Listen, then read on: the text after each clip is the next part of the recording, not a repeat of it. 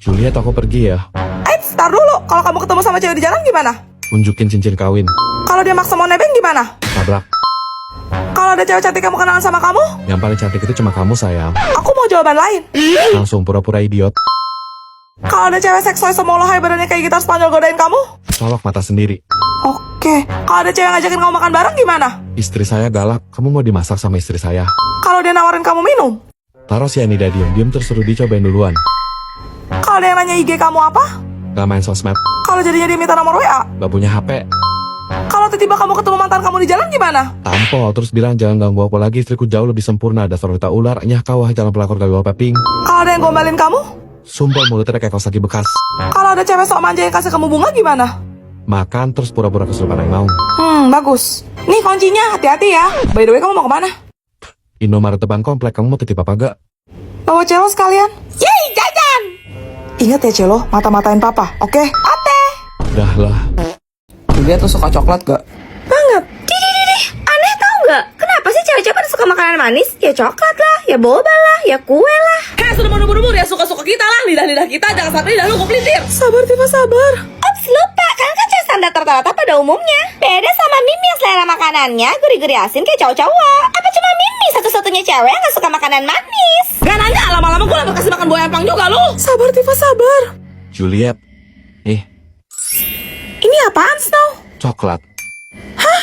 Serius? Cantik amat bentuknya. Dah, coklat Sultan Begona bagaimana makannya, woy? Iya, sayang banget deh. Kalau nggak mau buat Mimi aja sini. Lagian Mimi tuh lebih pantas dapetin coklat mewah ini daripada kamu, Juliet. Balikin gak sebelum gue jambak ke tangan lo? Ini kita share aja, banyak banget soalnya. Aku juga gak habis makan sendirian. Gak apa-apa kan, Snow? Hah, beneran? Pilih aja, ambil yang kamu suka, Tifa. Mahal gitu, nggak ada Juliet, nggak ketelan takutnya. Kalau gitu Mimi mau yang di tengah-tengah itu dong, yang bentuknya lope paling gede. Hah? Bi, lu nggak tau diri banget sih, dasar taruh. Ih, tadi kan Juliet sendiri yang nawarin, kok tidak yang sewot sih? Mana, nggak jadi dikasih nih, dasar pelit. Nah, Mimi mau, boleh ya, puish. Gak, coklat itu buat Juliet, bukan buat lo. Ih, Mimi sebel.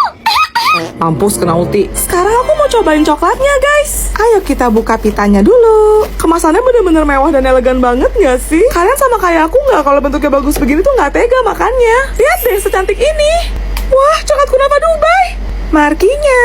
Bagian luarnya itu coklat putih ya, guys. Dalamnya diisi sama lapisan dark coklat dan pistachio kunafa. Jujur ini enak banget, aku suka. Nih gue ambil yang kecil nih, yang sangkar burung begini bentuknya. Totalnya ada 18 biji nyoh, yang kecil-kecil dan beda-beda semua rasanya, guys. Nah, ini gue dapat rasa cherry nih, enak banget, woi. Nih, penampakan jarak dekatnya, pelototin dah tuh coklat sultan.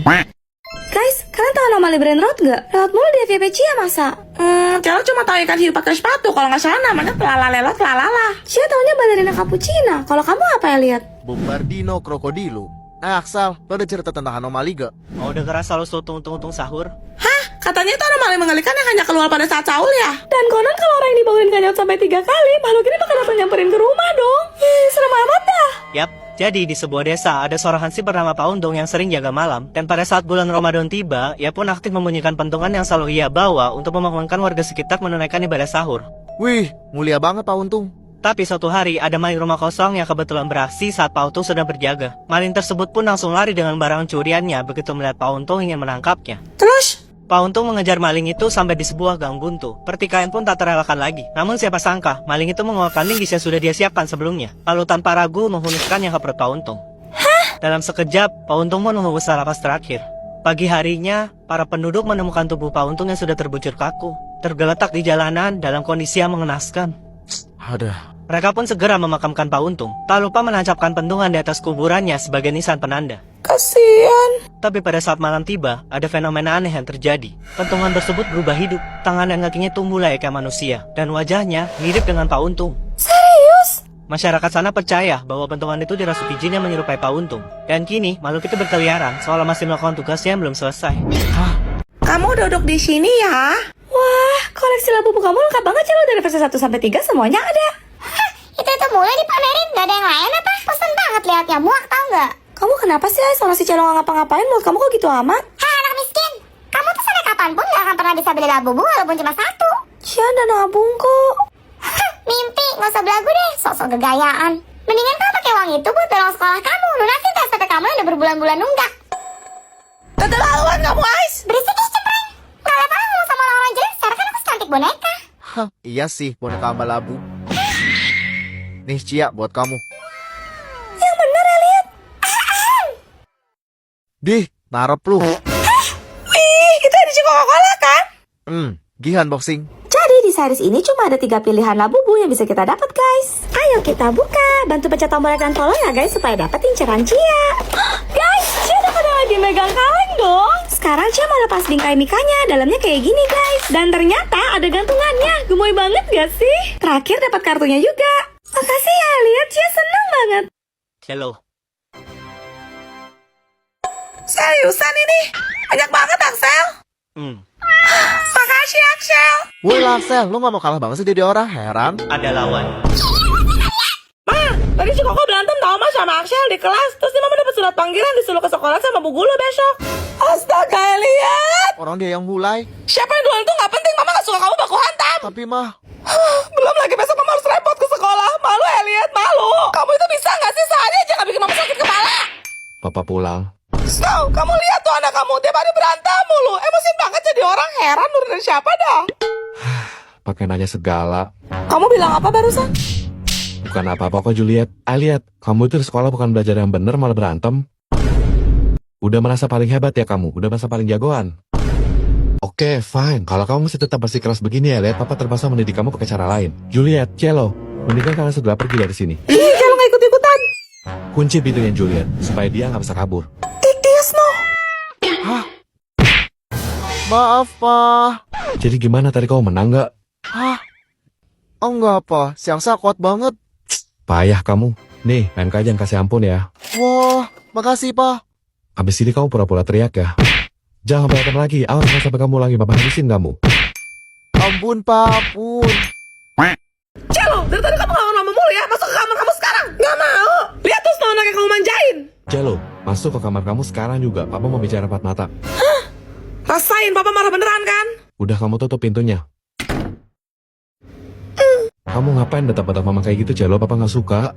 Tapi pak, mama duluan ya. Jangan nangis, jangan nangis. Di luar mama pasti lagi nguping dengerin kita sekarang. Papa minta maaf ya, Cello. Papa terpaksa harus pura-pura teriakin kamu. Kita main drama dulu ya, sayang. Oke? Kita mulai ya. Papa nggak mau kamu kayak gitu sama mama ya, Cello. Dimana rasa hormat kamu? Mama melahirkan kamu loh. Kenapa kamu malah diam aja? Keras kepala banget sih. Jawab. Nih buat kamu jajan. Jangan stop modal sampai kesabaran papa habis ya. 1, 2. Nih ada lagi. Iya pak, Cello salah. Cello minta maaf. Cello janji gak akan gitu lagi sama mama. Bagus, inget ya, mama itu ratu di rumah ini. Nih ambil back heart papa. I love you my little princess. Wah, I love you tuh papa. Ampun pak, ampun. Udah Snow, udah. Kasihan kan Cello. Sini sayang. Mama. Beres. Entah gimana keluarga ini kalau nggak ada gua. Kamu udah dapat kan Cello? Ayo kita ke mall belanja. Ate. Siapa ini? Halo. Halo mak, tolongin aku mak, aku butuh 7 juta. Kenapa pula kau nak? Tadi aku nggak sengaja nabrak orang mak, terus sekarang orangnya minta ganti rugi. Gimana nih mak? Kalau nggak bayar nanti aku bakal digebukin, motor kita bakal disita, terus aku bakal dimasukin ke penjara. Sebentar. Kok nomor kau lain? HP aku habis baterai mak, aku pinjam sama teman aku ini. Kalau begitu, siapa nama kau? Ah seriusan lah mak, jangan bercanda, aku kan anak mama, masa mama lupa? Siapa nama abang kau? Rojak.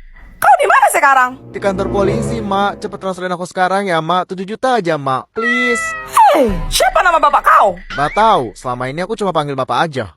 Di mana kau tinggal? Ya di rumah mak lah, Rambut mama warna apa? hitam. Oke, jangan main-main kau. Kapan kau pulang? Gak bisa mak, aku beneran ngeprank mama ini, aku beneran mau ditangkap mak. Hei, berapa umur kau? Tahun ini 17. Kau penipu ya? Mama kok gak percaya sama anaknya sendiri sih? Hei, asal kau tahu ya, rambutku ini warna-warni bagai gulali. Aku tak pernah punya suami. Dan kurasa sampai kiamat pun kau tak akan bisa mengendarai motorku karena rodanya cuma 1. Aku memang punya anak baru umur 17, tapi dia perempuan, walaupun kelakuannya macam pejantan. Dan satu lagi, anak dari lakiku masih TK. Ma, ada lapar, Ma. Ha, tengoklah, baru saja dia pulang. Kalau gitu 20 ribu aja deh tante buat ganti pulsa saya nelpon. Halo? Halo? Lah, rugi dong. Hei, gue ya bawa kakak Dalin. Woi, ngelamun mulu. Ntar lagi maghrib, tak kesambet loh.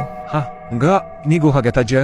Ternyata ada pocong cewek yang bisa ngeludah. Dan kalau kena, katanya kulitnya bakal langsung melepuh dan gak akan bisa sembuh. Namanya pocong wedon. Tapi sebenarnya ada cerita sedih di balik teror yang dia lakukan. Masa sih? Jadi dulu di sebuah kampung, lahirlah seorang anak perempuan cacat bernama Winda. Naas, ibunya menghembuskan nafas terakhirnya setelah mengalami pendarahan hebat.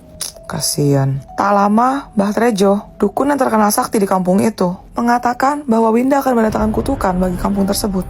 Kok gitu? Winda pun tumbuh dewasa, namun para penduduk membencinya. Ia selalu dihina karena tinggi dan cara berjalannya yang tak wajar. Ia juga sering ditimpuk batu, sebab sejak ia lahir, kampung tersebut dilanda kemarau panjang yang mengakibatkan petani gagal panen. Parah. Masih percaya begituan? Sampai suatu hari, Mbah Trejo menghasut warga untuk menumbalkan Winda ke Dewa Gunung. Karena kalau tidak, seluruh kampung akan celaka. Winda pun dibawa secara paksa, kedua kakinya dipatahkan. Lalu ia menjemput ajalnya setelah Mbah Trejo menancapkan keris tepat di jantungnya.